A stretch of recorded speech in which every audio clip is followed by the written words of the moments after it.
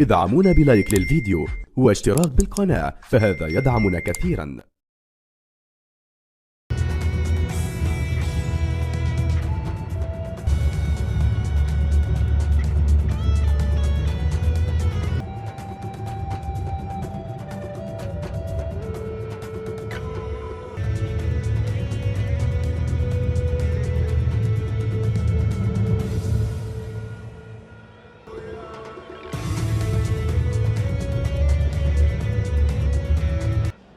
سفيان فريد، كرة خارج منطقة الجزاء. موكوينا في تسديدة من موكوينا، تسديدة من موكوينا، حذر من موكوينا، لاعب يجيد التسديدات من مسافات بعيدة. هذا موكوينا لاعب المنتخب الجنوب افريقي، طبعا نتحدث عن موكوينا.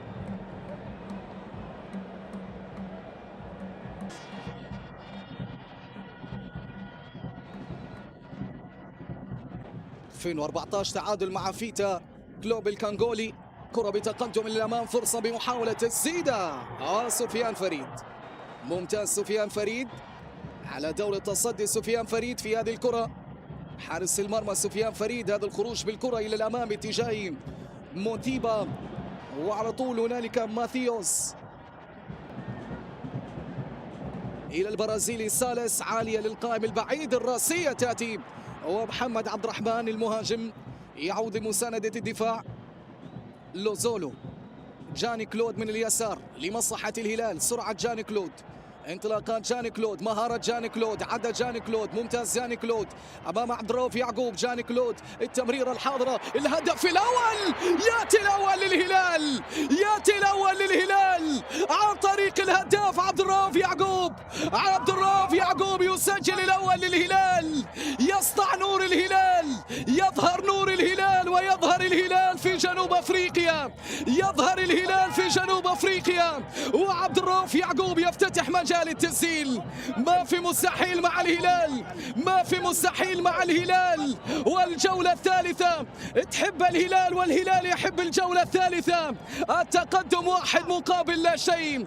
عبد الرؤوف يعقوب وفريق ريجيكام من الفرصة الأولى، وإن شاء الله تستمر حتى نهاية هذه المواجهة. كوبيدو، ملعوب هذه الكرة، محاولة خطيرة، فرصة خطيرة، وهدف التعادل. هدف التعادل ياتي لنادي سان داونز.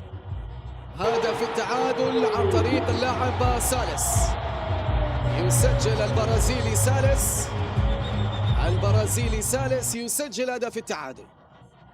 يعود بنادي سان داونز في نتيجة المباراة. ميغيل كاردوسو فريقه يعود في وقت مناسب في هذه المواجهة، لكن هدف لن يهتز أبدا نادي الهلال، لن يهتز أبدا نادي الهلال. هذه الكرة من نونو سانتوس، والهروب وعدم المراقبة والمتابعة لإرنستا لوزولو. فرصة ومحاولة، كرة خطيرة أولى لمصلحة نادي سان داونز. اللمسة الأولى من البديل الخطيرة هذه الكرة، سفيان فريد حاضر على دور التصدي وعلى التقاط الكرة الأخيرة، طبعا حارس المرمى سفيان فريد.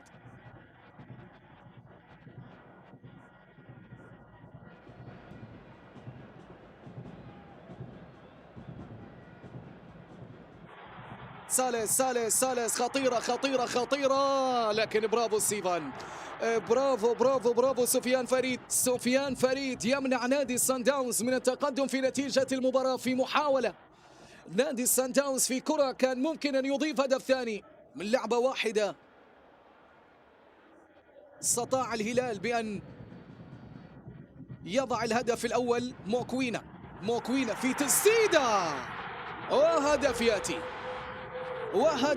حذرنا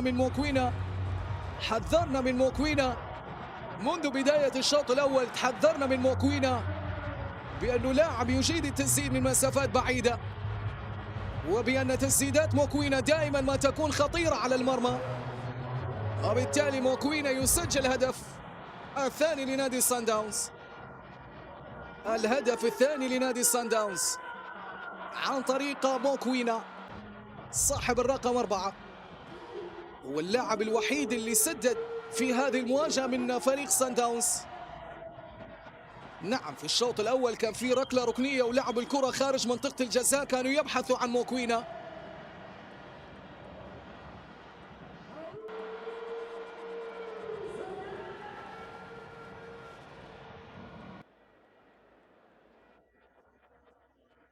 حاضر في أرضية الملعب وغائب على مستوى تهديد لمرمى نادي سان داونز. كرة ممتازة باتجاه كوليبالي في هذه المحاولة، لا يوجد راية، لا يوجد تسلل، فرصة للتعادل، استعجل كوليبالي، مستمرة والتعادل، التعادل يأتي، التعادل، يعود الهلال، قادر الهلال وما في مستحيل عند الهلال، قادر الهلال على العودة ليعادل نتيجة المباراة. هو يظهر عبد الرؤوف يعقوب، عبد الرؤوف يعقوب كلمة السر، عبد الرؤوف يعقوب دائما القادر على فتح الأبواب المغلقة. عبد الرؤوف يعقوب كلما ضاقت الأمور في ملعب المباراة ابحث عن روفة، ابحث عن روفة، ابحث عن بروفيسور الهلال، ابحث عن بروفيسور الهلال، وعبد الرؤوف يعقوب يعود بالهلال.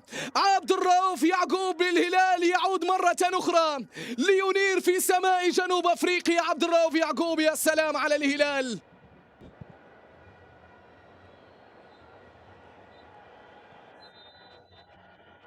صافرة حكم المباراة تحضر في هذه الأثناء أيها السيدات والسادة لتعلن عن نهاية هذه المواجهة. حكم هذه المواجهة عثمان دياكيتي بالتعادل الإيجابي بأداء رائع وبأداء مميز لنادي الهلال أمام نادي السان داونز، وبالتالي بهذا التعادل الهلال ب5 نقاط